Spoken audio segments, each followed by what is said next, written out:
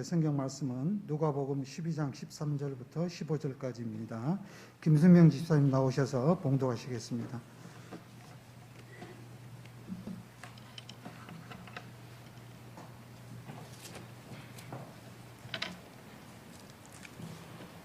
오늘 우리에게 주신 하나님의 말씀은 누가복음 12장 13절에서 15장 말씀입니다. 무리 중에 한 사람이 이르되 선생님, 내 형을 명하여 유산을 나와 나누게 하소서 하니 이르시되 이 사람아, 누가 나를 너희의 재판장이나 물건 나누는 자로 세웠느냐 하시고 그들에게 이르시되 삼가 모든 탐심을 물리치라. 사람의 생명이 그 소유에 넉넉한 데 있지 아니하니라 하시고. 아멘. 쌓아둔 내 것이라는 제목으로 말씀 전해 주시겠습니다. 큰 은혜 받으시길 바랍니다. 오늘 남신도회 주일입니다. 주인공인 우리 남신도회가 다시 한번 우리 교회에서 부흥되어지고 코로나 때문에 모이기도 힘들었습니다만은 다시 이렇게 모이기 힘쓰고 또 헌신하는 귀한 기둥들이 되어질 수 있길 바라고요. 또 그들이 섬기는 가정에서 좋은 기둥으로, 믿음의 기둥으로 세워지는 은혜가 있기를 주님의 이름으로 축원드립니다. 미국의 대선 때 빌 클린턴이라고 하는 사람이 히트를 쳤던 구호가 하나 있습니다. 바보야, 문제는 경제야. 바로 이 경제가 먹고 사는 문제가 사실은 가장 중요하다는 이야기잖아요. 그죠? 사람들은 십자가, 헌신, 고난, 사랑 이런 성경의 가르침, 그런데 다소 좀 모호하고 피상적인 그런 가르침보다는 당장 먹고 사는 문제에 부딪히는 물질 문제, 건강 문제, 가정 문제, 즉 우리가 살아가면서 실질적으로 경험하고 있는 그런 문제들에 더 많은 관심을 가지게 되어 있습니다. 그래서 설교도 그런 내용의 설교가 또 집중되어지기도 하고요. 자, 그런데 성도의 가치 기준이 되어지는 이 성경에서는 이 문제를 어떻게 보고 있는가 하는 거죠. 세상의 기준이 아니라 성경의 기준대로 살아가는 것이 성도이니까 성경이 어떻게 이야기하는지를 우리는 물어야 되는 겁니다. 또 우리의 신앙의 표대가 되어지는 예수님께서는 과연 이 물질 문제에 대하여 어떻게 응답하시는가? 근데 좀 유감스럽게도 우리는 굉장히 그쪽에 관심을 가지고 있고 또 그쪽에 관련되어진 말씀들을 암송하고 줄치기도 하고 합니다만은 사복음서에 등장하는 주님과 관련되어져서 이 물질 문제, 돈에 관한 문제에서만큼은 그렇게 자주 언급되지를 않습니다. 사실은요. 우리의 관심은 이만큼인데 복음서에 보게 되어지면 이 물질의 문제를 다루는 예수님의 가르침이나 어떤 행적은 이만큼밖에 안 된다는 거예요.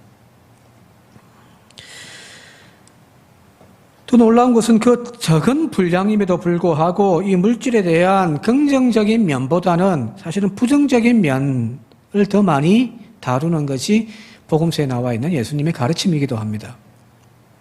예를 들면은 특히 누가복음에 집중되어 있습니다만 부자 청년에 대한 이야기, 어떻게 하면 구원을 받을 수 있습니까? 쭉 하다가 영생에 대한 문제를 다루다가 마지막에 너의 모든 재산을 다 팔아 나누어 주고 나를 쫓아라고 했을 때 이 청년이 근심하며 떠나가 버리잖아요. 그죠? 그때 예수님께서 이제 제자들을 불러 모아놓고 하신 말씀이 부자가 천국에 들어가는 것이 낙타가 천국에 들어가는 것보다 어렵다고 말합니다. 가진 게 많은 부자가 천국 들어가는 것이 그만큼 어렵다라고 이야기를 하고 있단 말이에요. 또 다른 비유의 이야기인 거지 나사로의 부자의 비유 이야기. 이거 마찬가지 누가복음에 나옵니다만은 이 땅에서 풍요로운 삶을 살다가 날마다 잔치의 삶을 살다가 죽은 부자는 지옥으로 그 뜨거운 지옥 불구덩이로 들어가게 되어지는데 이 땅에서 먹을 것이 없어서 결국 굶어 죽은 나사로는 천국에서 아브라함 품에서 안식을 누리기더라는 거예요. 자, 이런 맥락에서 부자에 대한, 특히 물질에 대한 주님의 생각은 다소 부정적으로 보여지죠. 그죠? 그게 또 사실이기도 하고요. 자, 그런데 그렇다고 해서 물질에 대하여 전적으로 주님께서 부정적인 입장을 가지고 있느냐? 물질은 타락한 거다.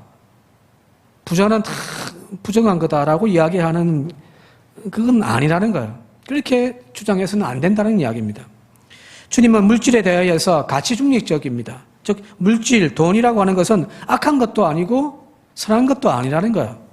단지 그것을 어떻게 사용하느냐, 누구의 손에 지어졌느냐에 따라서 악한 것이 되기도 하고 선한 것이 되어질 수 있기도 하다는 이야기입니다.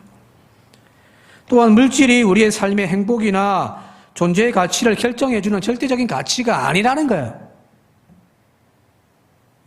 뭐 옛날에도 한번 그 이야기 했습니다만은 흔히 우리가 하는 말로 잘 사는 사람,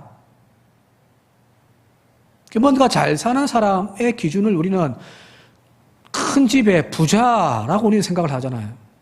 그죠? 부잣집이 그 안에 항상 웃음꽃이 피어나고 행복하며 서로 막 아웅다웅하면서 아름다운 모습으로 사는 것이 맞는가요? 부자라고 해서? 잘 산단 말이 그 말이잖아요. 웃음꽃이 피어나고 거진 걱정 없고 서로 유해주고 사랑하고 그게 잘 사는 거 아닌가요?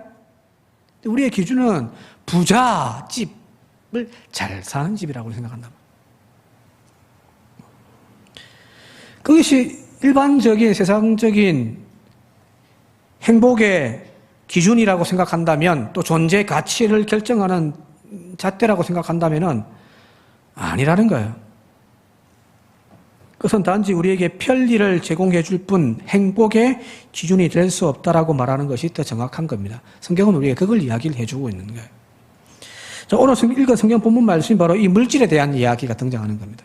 그게 많지 않는, 특히 복음서에서 그렇게 물질에 대한 이야기가 많지 않는데, 이 물질에 대한 몇 안 되는 말씀 중에 하나가 바로 오늘 본문 말씀인데, 여기 오늘 우리가 읽은 본문 말씀에 지금 어떤 한 사람이 예수님을 찾아와가지고 유산을 좀 나누게 해달라, 재판을 좀 해달라고 이야기를 하는 이 이야기와 그 뒤에 이어 나오는 유명한 이야기, 좀 잘 아시는 어리석은 부자에 대한 이야기, 비유, 이 두 이야기가 지금 등장하는데, 사실은 우리는 이 두 이야기가 서로 따로따로 떨어져 있는 이야기로 우리는 쉽게 생각하는데, 그게 아니라 사실 이 두 이야기는 한 단락입니다. 한 묶음이라는 이야기예요.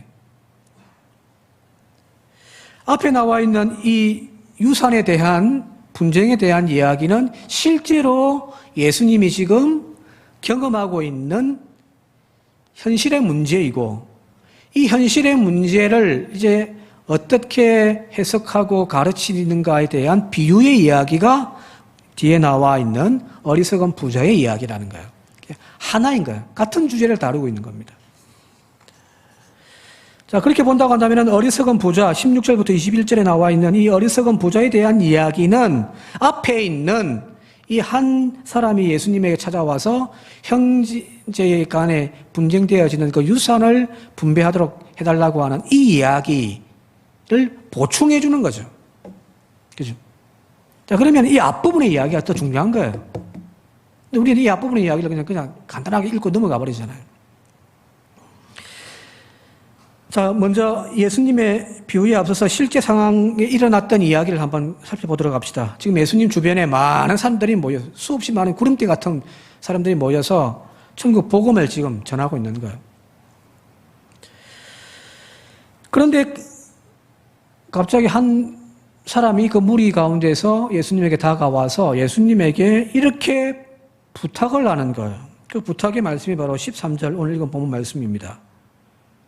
뒷부분에 선생님, 내 형을 명하여 유산을 나와 나누게 하소서라는 거예요. 참 어렵고 복잡한 문제들, 그죠? 형제 간의 유산 분쟁이 아마 있었던 모양입니다. 형이 아버지로부터 물려받은 유산을 자기가 다 챙겨가 버린 거예요. 자, 그래서 여기 율법 기준에 따르면은 지금 이 청년이 이야기하는 저 형에게 나의 유산을 나누게 그렇게 좀 명하십시오 라고 이야기하는 것은 사실은 율법 기준에 맞는 거예요. 왜 그러냐면 유대인들에게 유산에 대한 상속 몇 가지 원칙이 있는데 그 원칙은 율법의 말씀이겠죠, 그죠? 첫 번째는 상속은 반드시 아들만 받게 되어 있습니다. 그리고 그 아들 중에서도 장남은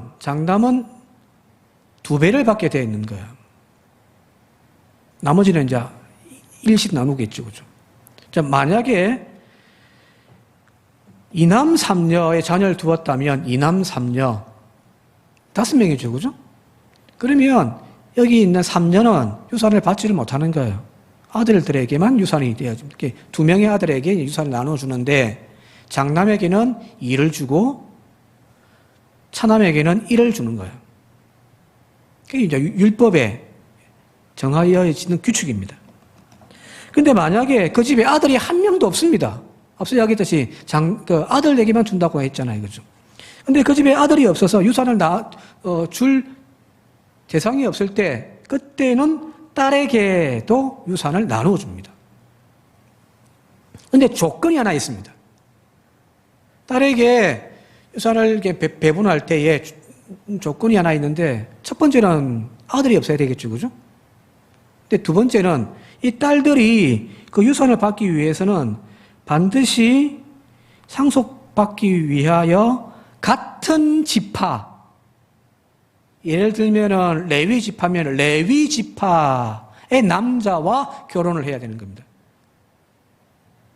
물론 이제 좀 틀리긴 하겠네요. 레위 지파는 땅이 없으니까 베냐민 지파면 베냐민 지파의 같은 지파의 남자와 결혼을 하는 조건입니다. 예를 들면은 유다 지파 남자와 결혼했다면 유산을 받을 수가 없습니다. 왜? 나중에 여자 죽으면 자연스럽게 그 유산이 유다 지파로 흘러가 버리니까요. 자, 왜 이런 조건을 달아 놓았느냐면은 유대인들에게 있어서의 땅, 유산, 기업 그것은 개인의 소유가 아니라는 거예요. 하나님의 것입니다. 땅은 하나님의 것이에요. 본래 하나님의 것을 이제 지파별로 또 각 가문별로 가정별로 나누어 가지고 맡겨 놓은 거예요. 경계를 딱 정해 놓은 거죠, 그죠? 여기는 유다 지파, 여기는 베냐민 지파, 여기는 단 지파. 그래서 모든 토지의 개념은 하나님의 것입니다. 개인의 것이 아니에요. 조상 대대로 내가 이 집을 이 땅을 내가 소유하며 살아왔다 할지라도, 그래서 농사 짓고 살아왔다 할지라도 이것이 당연히 내 것이 아니라 하나님 거예요. 그래서 땅은 주고 받고 팔 수 있는 또 살 수 있는 그런 성격의 문제가 아닌 거예요. 이러한 상속의 원칙에서 알 수 있듯이 단순히 부모의 재산을 자녀들에게 나누어 주는 것, 그것이 아니라 하나님께서 주신 것을 잘 보존하는 거예요. 그죠? 비록 율법의 정신에 따른 유산에 대한 권리, 아들들에게 있다면 형에게는 2개를 주고 차남에게는 하나를 주는 것이 맞지만 그 근본 정신은 개인의 권리가 아니라는 거예요. 내 권리, 내가 당연히 받아야 할 내 권리, 그게 아니라는 겁니다. 하나님의 것을 관리하는 차원의 문제인 겁니다. 그게 유대인들의 유산의 개념이에요. 자, 이제 그런 배경 가지고 다시 본문 말씀으로 다시 한번 돌아가 볼게요. 지금 이 한 남자가 예수님에게 자신의 형에게 재산, 유산을 나누어 달라고 자신이 받아야 할, 예를 들면 2 형제가 있었는데 형은 1을 가지고 자기는 1을 받아야 맞는데 지금 형이 3을 다 갖고 간 거잖아요. 그죠? 그래서 형에게 명령하여 자신의 받아야 할 그 분량을 나누게 명령해 주십시오라고 하는 거예요. 자, 이 모든 기준은 성경입니다. 율법에서 정한 기준입니다. 그래서 시시비비를 좀 가려달라고 하는 재판을 지금 하고 있는 거예요. 자, 여러분 같으면 예수님이 어떻게 하시는 것이 맞을 것 같아요? 그게 뭐 유대인들의 법이라고 할 수 있는 율법에 정하여져 있는 대로 한다면은 뭐 형제가 딱 정해져 있는 분량대로 나누는 것이 맞겠죠, 그죠? 근데 지금 동생이 못 받았단 말이에요. 억울하잖아요. 제 같아도 억울하겠습니다. 그래서 이제 예수님에게 이걸 좀 어떻게 판결 좀 내려달라고 하는 거예요. 자, 그런데 이 요청에 대해서 지금 예수님이 어떤 반응을 보이시냐면은 14절에 보니까 14절에 함께 같이 한번 읽어볼게요. 시작. 이 사람아, 누가 나를 너희의 재판장이나 물건 나누는 자로 세웠느냐? 무슨 말인가요? 이게 내가 그렇게 하겠다는 말인가요? 아니란 말인가요? 수용입니까? 거절입니까? 거절이에요, 그죠? 내가 무슨 너희들 재판장이냐? 너! 해버린 거예요. 자, 이런 주님의 반응이 조금 의아스럽습니다. 복음서에 등장하는 예수님의 평소 모습 같지가 않기 때문입니다. 누군가의 억울한 한이 맺혀있는 그 사람의 한을 풀어주시는 분, 잘못되어진 것을 바르게 고치시는 그런 분이 예수님의 모습이었는데, 근데 여기 지금 분명히 잘못되어져 있음에도 불구하고 그것을 거부해버리시잖아요, 그죠? 뭔가 이상하단 말이에요. 자, 예수님께서 거절하신 표면적인 이유는 여기 나와 있는 대로 나는 랍비, 율법 선생이 아니라는 겁니다. 자, 유대인들의 송사는 뭐냐면은 모든 그 법의 기준이 율법이기 때문에 그 재판하려면 우리 어딜 가죠? 법을 공부한 법정에 가잖아, 이거죠. 마찬가지예요. 율법을 연구한 랍비들이, 율법 학자들이 재판을 관장하게 돼 있단 말이에요. 그래서 율법의 기준에 의해서 지금 이걸 좀 판결 내려달라는 거예요. 소송을 하고 있는 겁니다. 그래서 주님은 지금 나는 랍비가 아니다는 거예요. 표면적인 이유는 거기에 있는 거죠. 나는 율법 선생이 아닌데? 자, 누군가가 저한테 어떤 둘 관계에서의 금전적인 문제 때문에 저한테 와가지고 이거 판결 좀 내려달라고 하면은 저는 못하죠. 왜? 저는 재판장이 아니거든요. 하려면 법원 가란 말이에요, 법원. 지금 예수님의 그 이야기예요.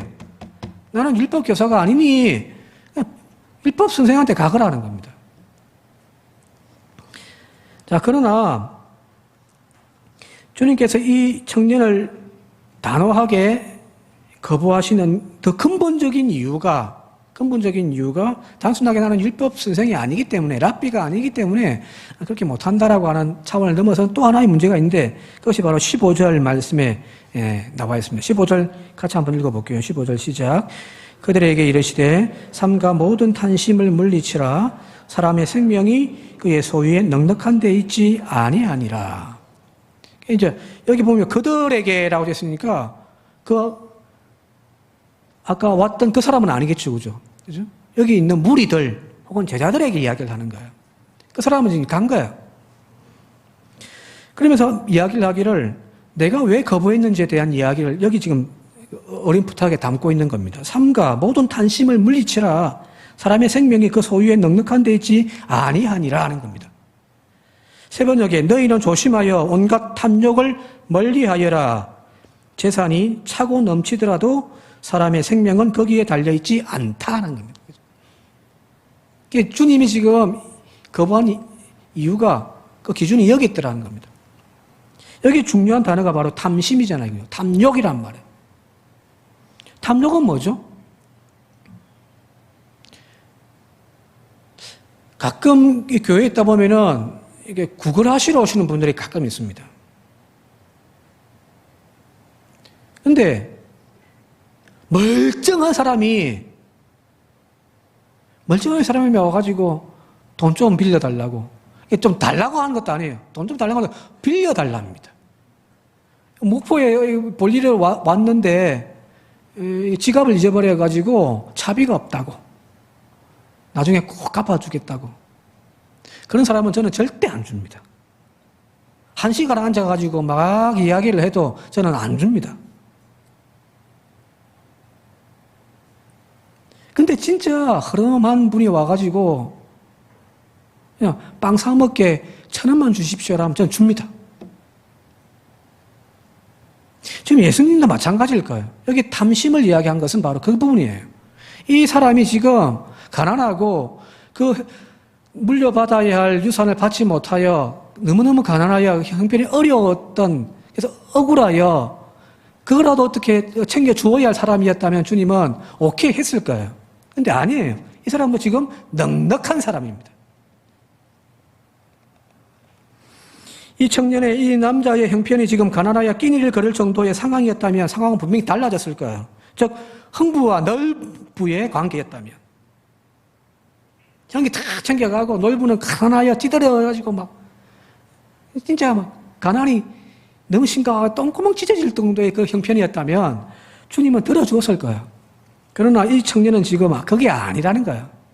더 가지고 싶은 거예요.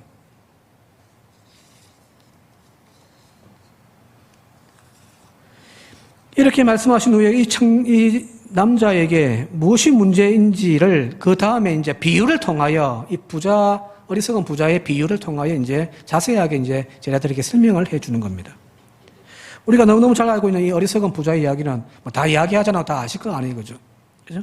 그러나 분명하게 우리가 놓치어서는 안 될 몇 부분을 좀 함께 읽어보고 넘어가도록 할게요. 누가복음 12장 뒤에 나오는 17절부터 19절까지 말씀.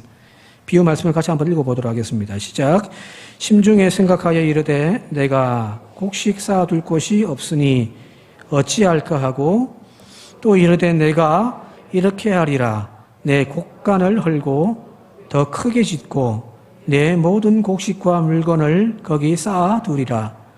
또 내가 내 영혼에게 이르되 영혼아 여러 해 쓸 물건을 많이 쌓아두었으니 평안히 쉬고 먹고 마시고 즐거워하자 하리라. 이 앞에 있었던 이 사건을 이제 빗대어서 이제 교훈을 주기 위해서 이 비유를 말씀을 하고 계신 거예요. 여기 보니까 한 부자가 그의 농사 아마 큰 밭을 가지고 있는, 원래 부자인데 그의 농사가 잘 되어가지고 수확량이 평상시보다 더 많아져 버린 거예요. 창고를 다 헐고 더 큰 창고를 지어가지고 이제 그게 가득가득 지금 쌓아놓은 거예요. 이 부자의 고백에서 등장하는 눈에 들어오는 두 단어가 있는데 그게 뭐냐면 첫 번째는 내가, 나라고 하는 단어예요. 계속해서 반복해서 나옵니다. 두 번째는 쌓아두고, 쌓아둔 이 단어가 반복해서 나옵니다. 첫 번째 여기 내 것, 내 곡간, 내 곡식, 내 물건.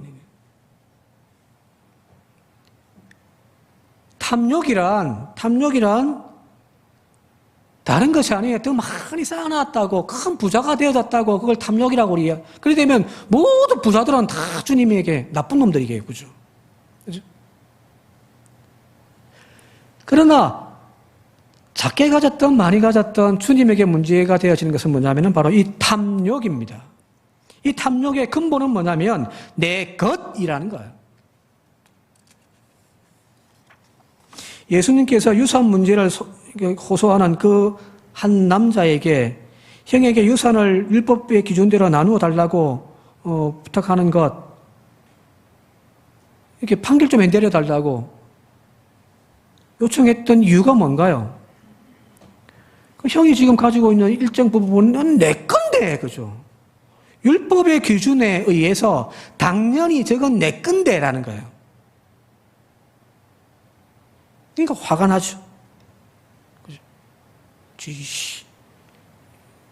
저기 인간이 저기요. 니는 이제 형도 아니다, 막, 그죠? 내 나라고 내 거. 자, 이 내 거라고 하는 문제에서 모든 발단이 나오는 겁니다. 우리가 언제 시험 드는가요? 시험 들 때가 언젠가요? 내 것 사라질 때, 내 것 빼앗겼을 때, 내 것 사기당했을 때, 그죠? 그럴 때 우리는 시험 들지 않습니까? 내 자녀를 하나님이 병들게 한다든지, 내 물건을 하나님이 망하게 하신다든지, 남의 것 가지고 우리가 시험 들지 않잖아요. 그죠? 옆집에 도둑 맞아가지고 모아놨던 그 적금을 다 털어가 버리면 마음은 안 좋긴 한데 내가 그것 때문에 시험 들어가지고 머리 싸매고 막 하지는 않잖아요. 그죠? 문제는 내 것에 있습니다. 모든 것이 당연하게 내 것이라고 생각하는 그 지점에서 우리는 지금 불행해지기 시작하는 거예요. 욥처럼 하나님의 자식도 거두어 가시고 물질도 거두어 가시고 건강도 다 거두어 가버리신, 와, 그러면 정말 시험 드는 거죠. 그죠? 자, 그때 욥이 이렇게 고백합니다. 같이 한번 읽어볼게요. 욥기 1장 21절 시작. 이르되 내가 모태에서 알몸으로 나왔은즉 또한 알몸이 거리로 돌아올지라. 추신 이도 여호와시요 거두신 이도 여호와시오니 여호와의 이름이 찬송을 받으실지니이다. 무슨 말인가요? 내가 그동안 누려왔던 자식들, 건강, 물질, 내 것 아니라 하나님이 주셨고 하나님이 거두어 가셨다라는 거잖아요. 그랬더니 불평하고 원망하고 죽을 것처럼 막 하지 아니하고 오히려 여호와의 이름이 찬송 받으실지어다라고 이야기를 하고 있는 거예요. 뭐가 다르죠? 왜 우리와 틀리죠? 내 것이 없는 거예요.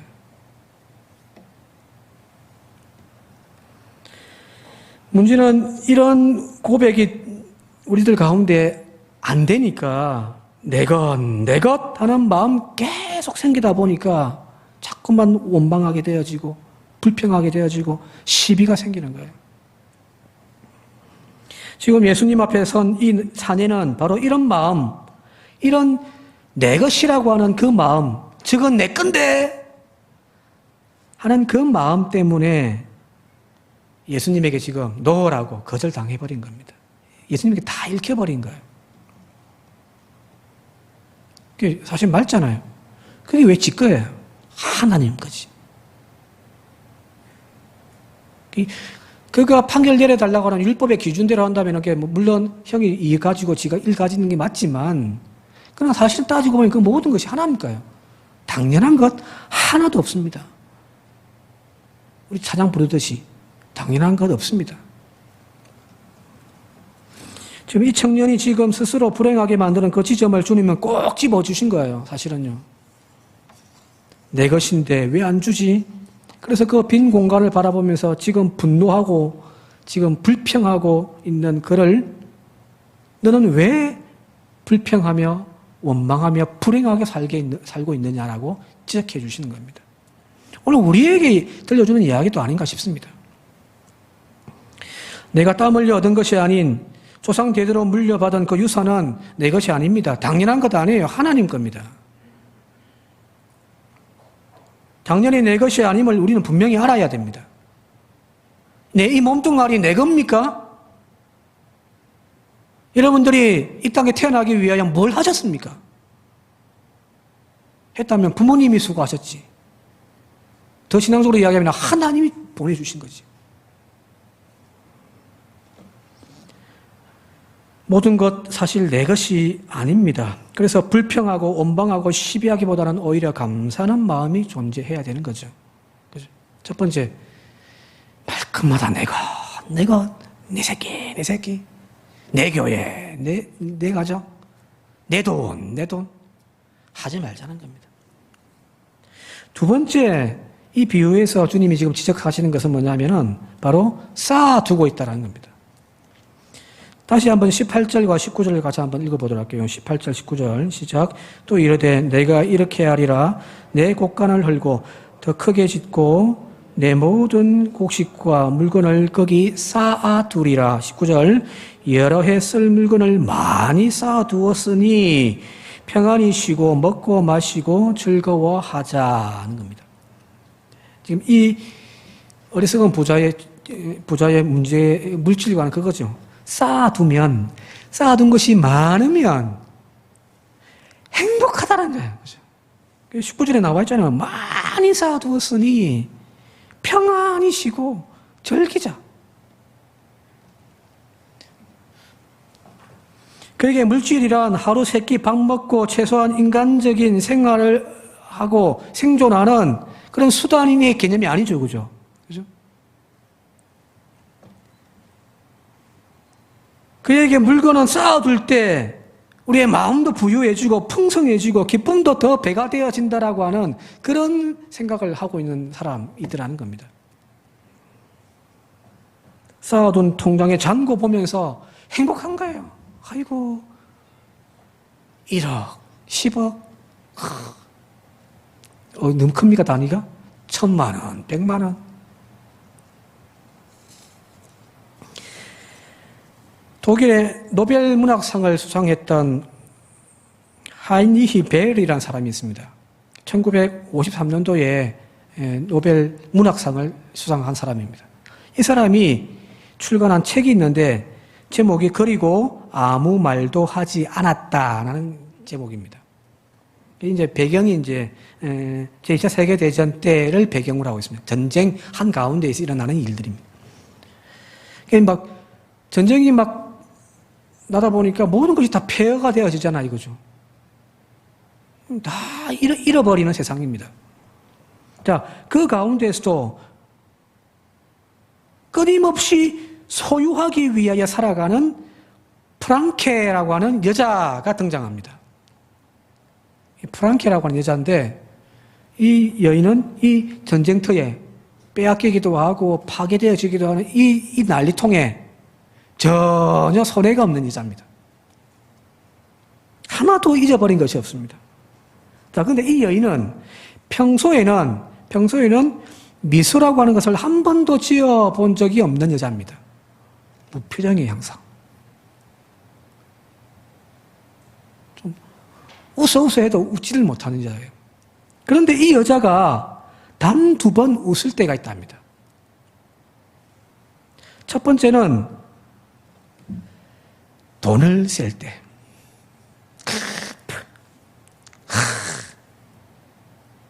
돈 셀 때마다 막 얼굴에는 미소가 번진. 또 하나는 자신의 집 지하 창고에 있는 300개의 과일잼을 셀 때랍니다. 이 여자는 새벽마다 일어나서 하는 일이 있는데 자기의 집 지하로 내려가가지고 거기 창고에 탁 과일잼을 탁 쌓아놨는데 그걸 일일이 하나씩 다 헤아리는 거예요. 이 소설 보게 되어지면 그런 표현이 나옵니다. 에어컨 좀 켜주세요. 너무 좀 더워하시는데. 하나부터 하나, 둘, 셋, 넷 쭉 가는 거예요. 그리고 이제 299, 그 다음에 이제 300 하고 끝나는 거예요. 근데 이 내용 보게 되어지면 300째, 300 할 때 그의 얼굴이 황홀감이 감돌았다라고 표현되어 있습니다. 무슨 의미인지 아시겠죠, 그죠? 300개, 와, 막 이런 거예요. 자, 그러면서 이 소설은 그렇게 표현해놨습니다. 그녀가 300개의 과일잼을 먹은 적도 없다. 과일잼을 그렇게 애지중지하면서 막 매일매일 막 체크하고 막 또 300개 있다고 또 막 좋아하고 기뻐하는데 이 여인은 이 300개의 잼을 한 번도 먹어본 적도 없어요. 그리고 앞으로도 먹을 것이 아니에요. 단지 쌓아놓은 그 기쁨으로만 살아가는 여자입니다.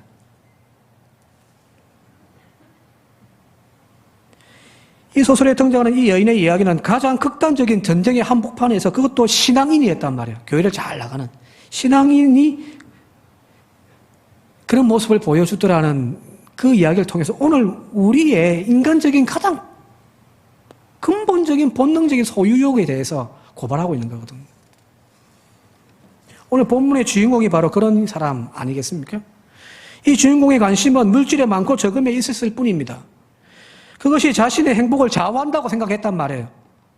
저것만 조금 더 갖고 오면 내가 더 풍성해지고 나는 조금 더 행복해질 수 있을 것 같은데. 충분히 지금 많단 말이에요. 주님이 거절하는 이유는 그거예요. 그 사람도 부자예요. 충분히 많아요. 그런데 형님이 지금 안 주고 있는 그것 때문에 내가 불행하다라고 생각하고 있는 거예요. 여기 부자의 비유도 마찬가지예요. 더 큰 창고를 짓고 거기에 쌓아놓은 곡식과 재물로 자신의 인생을 행복한 조건으로 삼고 있다는 거잖아요. 그죠? 많이 쌓아두었으니 평안하자, 즐기자, 행복하자. 이래. 그러나 주님은 그렇게 보지를 않으신다는 겁니다. 물질의 많고 적음이 인간의 행복을 좌우하는 것이 아니라는 선언입니다. 재산이 차고 넘치더라도 사람의 생명은 거기에 달려있지 않다. 세번역에 15절 말씀에 세번역입니다. 다시 읽어드릴게요. 재산이 차고 넘치더라도 사람의 생명은 거기에 달려있지 않다는 겁니다. 참된 행복은, 감사는 거기에 달려있지 않다라는 겁니다. 그 사람의 존재 가치는 거기에 달려있지 않다라는 겁니다. 물질을 필요 없는 것으로 혹은 제약시하는, 물질은 제약이야라고 이야기하는 것이 아니잖아요. 그죠? 그 물질에 마음이 빼앗겨버린 거죠. 그 물질을 자신의 마음의 중심에 품고 있는 거예요. 그게 탐욕인 거예요. 더 큰 부자 되기 위하여 기도하는 것 나쁜 것 아니에요. 우리 교회가 지금의 수준에서 더 갑절로 성장하는 것, 그게 왜 나빠요? 그걸 이야기하는 것이 아니에요.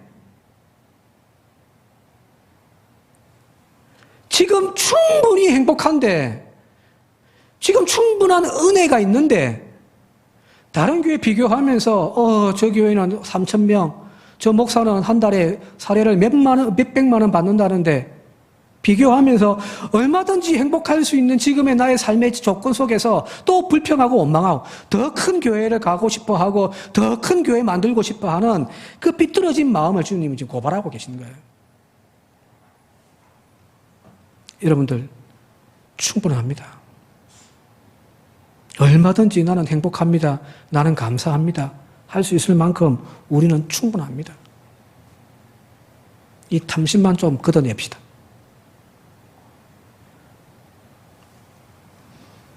그래서 전도서에서 이 물질에 대한 사상이 많이 나오기도 한데, 대표적으로 전도서 5장 10절과 12절 말씀 같이 한번 읽어볼게요. 함께 읽겠습니다. 시작. 은을 사랑하는 자는 은으로 만족하지 못하고 풍요를 사랑하는 자는 소득으로 만족하지 아니하나니 이것도 헛되도다. 12절. 노동자는 먹는 것이 많든지 적든지 잠을 달게 자거니와 부자는 그 부유함 때문에 자지 못하느니라. 은을 사랑하는 자, 그죠? 그 은으로 만족할 수가 없습니다.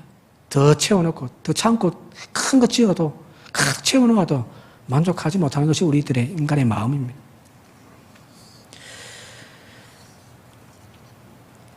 오늘도 더 채우기 위하여 더 달려가고 또 달려가는 나의 삶을 채찍질하는 우리 인생이 아니라 멈춘 그 자리에서 오늘 하루를 감사하고 또 평안을 누리는 그런 은혜가 있길 바랍니다. 말씀 정리하며 마치도록 할게요. 앤드류 머레이라고 하는 목사가 이렇게 표현을 했습니다. 돈은 세상이나 하나님 나라나 다 사람을 측정하는 기준이 된다. 그죠?